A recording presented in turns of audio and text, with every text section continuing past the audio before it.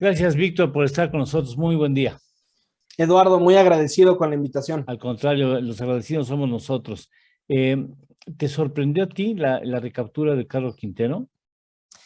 Sorprenden los tiempos políticos, porque en política no hay coincidencias. Es al cuando menos sospechoso que esta detención ocurre poco después, inmediatamente después Mm.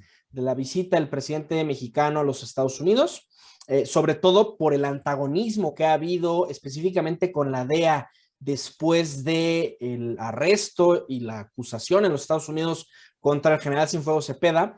Esta es una lección de que las burocracias no olvidan, muy en particular las burocracias estadounidenses. Décadas después del asesinato del agente Kiki Camarena, sigue habiendo intentos por hallar a los culpables, y esto también tiene que ser una señal al propio general Cienfuegos Cepeda de que no ha terminado de librar aquella acusación en los Estados Unidos. Los cargos se retiraron condicionalmente para que hubiera una investigación en México. Al no haber habido un juicio en México, todavía se puede reabrir esa causa penal en los Estados Unidos. O sea, no nos los perdonan todavía. No, porque Estados Unidos, a diferencia de México, que es un país de caudillos y de personalidades, es un país de instituciones, y en ese sentido no importa quién sea el director de la DEA o del Departamento de Justicia, las cuentas pendientes, como dice el viejo adagio mexicano, esta vida es un hotel y nadie se va sin pagar, ¿no? Y en ese sentido, Ah, bueno. pues bueno, la DEA no va a olvidar todo este antagonismo que se ha generado contra ella en este sexenio. Oye, ya el asunto de Kiki toca la figura de Manuel Bartlett Díaz.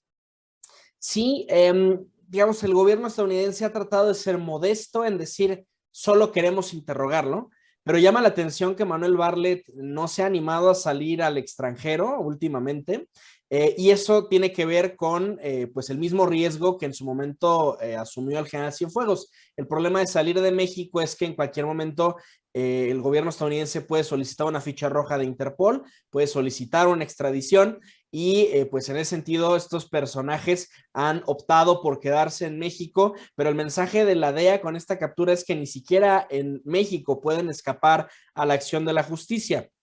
El gobierno norteamericano, no recuerdo si a principios de este año o finales del año pasado, aprobó una ley, por ejemplo, para perseguir internacionalmente, sin importar en qué jurisdicción se cometió el delito, delitos de lesa humanidad, por ejemplo. Esa era una de las líneas de investigación que algunos teníamos cuando se detiene al general Cienfuegos, ¿no? Que fuera a lo mejor una detención sobre pretexto de investigar los casos de Ayotzinapa, ¿no? Y en ese sentido, el gobierno estadounidense tiene muchos mecanismos de persecución extraterritorial, y que nadie está a salvo en ninguna parte del mundo más que si acaso temporalmente.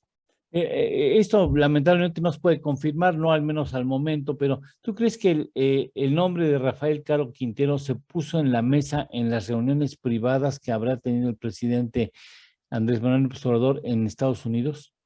Me parece una hipótesis razonable, sobre todo por el descontento institucional que se ha filtrado de muchos lados en investigaciones, por ejemplo, oficiales del Servicio de Investigación del Congreso de Estados Unidos, en las propias declaraciones de la DEA. Hay una preocupación por el desorden generalizado que hay en México en materia de incidencia delictiva, porque los norteamericanos están en vísperas de iniciar una guerra convencional, sino es que una guerra nuclear con la Federación Rusa, y en ese sentido no se puede permitir un desorden de este tamaño en su patio trasero. Nosotros somos parte de NORAD, ¿no? De la seguridad aérea del Comando Norte estadounidense. También somos parte de NORDCOM, del Comando Norte Geográfico de los Estados Unidos, y somos en ese sentido parte de la primera línea de defensa de la OTAN en caso de una agresión convencional. Y pues bueno, este descontento se ha filtrado. Muchos congresistas, Ted Cruz, por ejemplo, han dado varios discursos expresando este descontento, que además amenaza, ¿no? En esta víspera electoral y con la posibilidad del regreso de Donald Trump, que se ha filtrado también a los medios por sus propios exfuncionarios, que el presidente Donald Trump pidió la elaboración de planes provisionales, o al menos un primer borrador de cómo intervenir en México para atacar directamente a los cárteles de la droga, con uso de drones o incluso con una operación militar estilo una operación de mantenimiento de la paz. Eh, em, esta detención de Caro Quintero, ¿podríamos interpretarla como un giro en la política pública mexicana hacia el asunto de la seguridad y bueno, y del combate al narcotráfico, o simplemente es un garbanzo de a libra? Yo no le llamaría giro porque la guerra contra el narcotráfico ha continuado prácticamente intacta en este sexenio.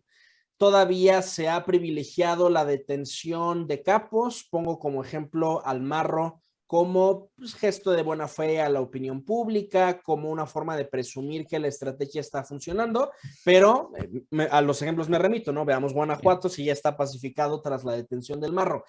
Lo que estadísticamente está muy bien documentado es que cuando se detiene a un gran capo de la droga, se desata una guerra sucesoria, el llamado efecto cucaracha.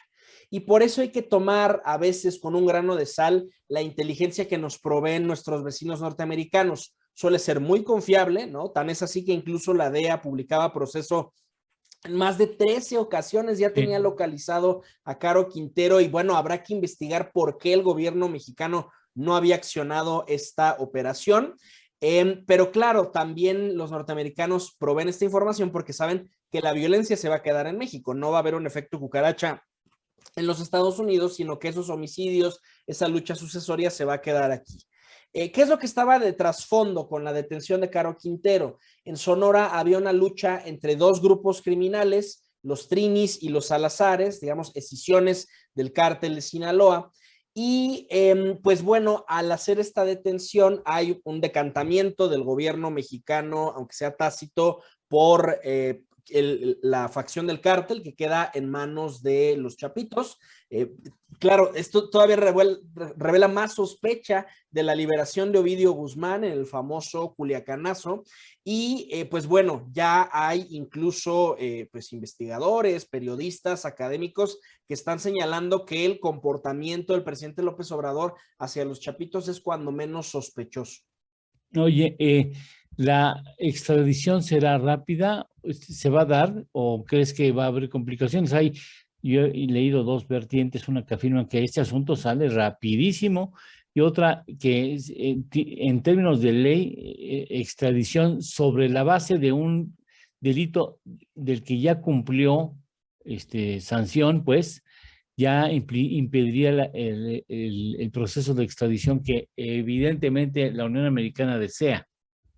Bueno, el arresto se da porque ya existía desde hace 10 años una orden de captura para efectos de extradición. Digamos, eso en principio administrativamente podría favorecer la extradición, además de que, bueno, hay una intención política de hacerlo.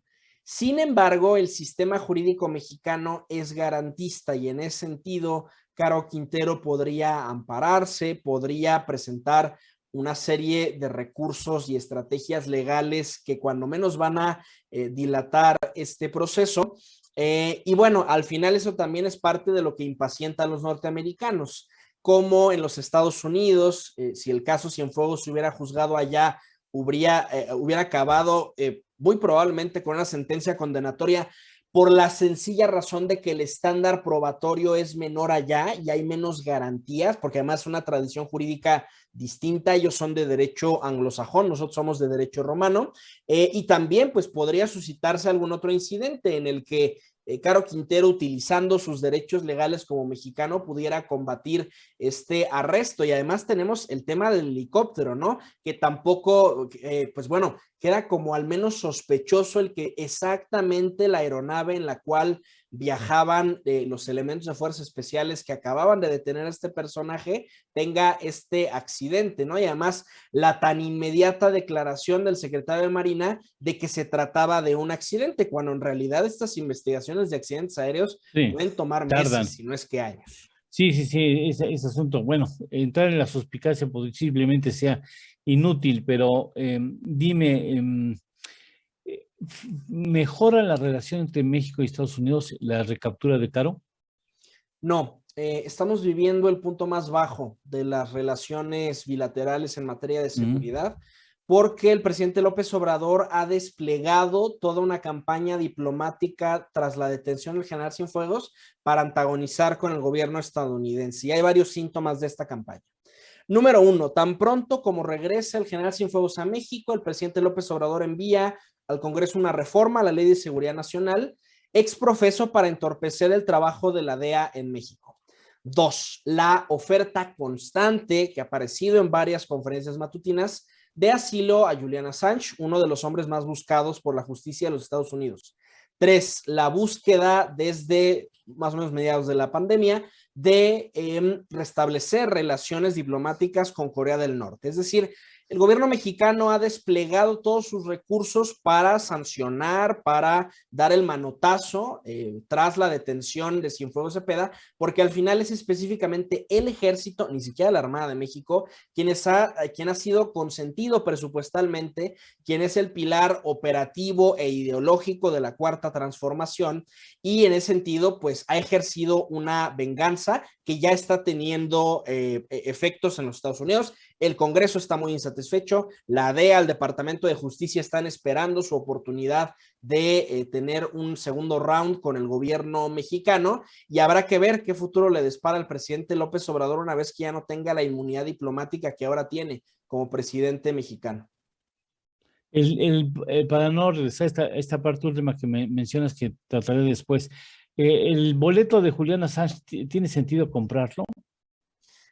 A ver, procesalmente hay poco que se le pueda hacer para ayudarle, porque ya la justicia del Reino Unido ha autorizado la extradición, incluso después de todos los recursos legales que tenía Julian Assange como refugiado allá. Pero, digamos, más allá de si se va a lograr o no, es un manotazo diplomático. La idea es, si no vas a consultarme antes de hacer una detención de este nivel, si vas a tocar a mis consentidos, porque en México tenemos un problema ya no de autonomía, sino de autogobierno de las Fuerzas Armadas, entonces, aunque sea simbólicamente, me voy a oponer. Te pongo otro ejemplo, la demanda contra las armeras en los Estados Unidos también es parte de esta campaña para antagonizar con el gobierno estadounidense, pero no estamos en igualdad de condiciones. Si algo nos enseñó la administración Trump es que nosotros no tenemos el sartén por el mango y hay que ser mucho más prudentes en estas interacciones con el gobierno norteamericano. En el caso de lo último que mencionaste en la respuesta anterior, ¿le guardan una factura al presidente López Obrador para cuando esté más cerca de su proceso de sucesión?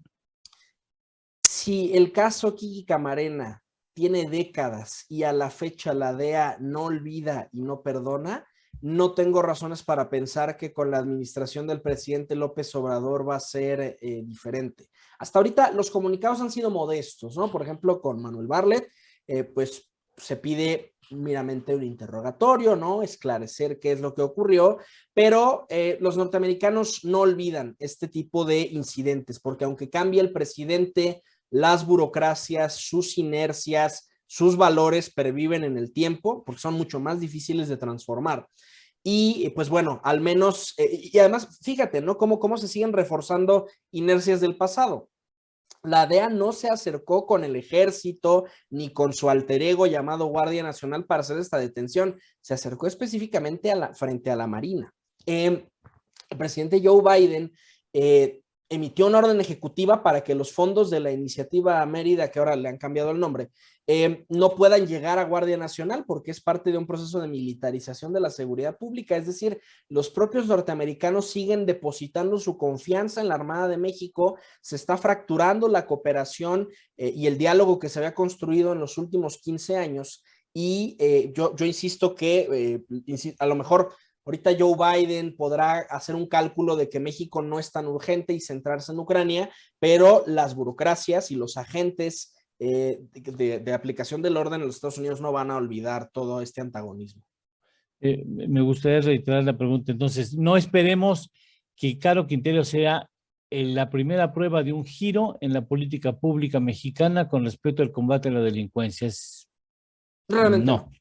No. López Obrador ha mantenido la misma estrategia y por tanto sigue obteniendo los mismos resultados. Sí. Hubo un cambio narrativo, eso sí hubo en esta administración, pero de poco sirve cambiarle los nombres a organizaciones si en el fondo son lo mismo. Al ejército mexicano le puedes llamar Guardia Nacional, pero sigue siendo militarización de la seguridad pública.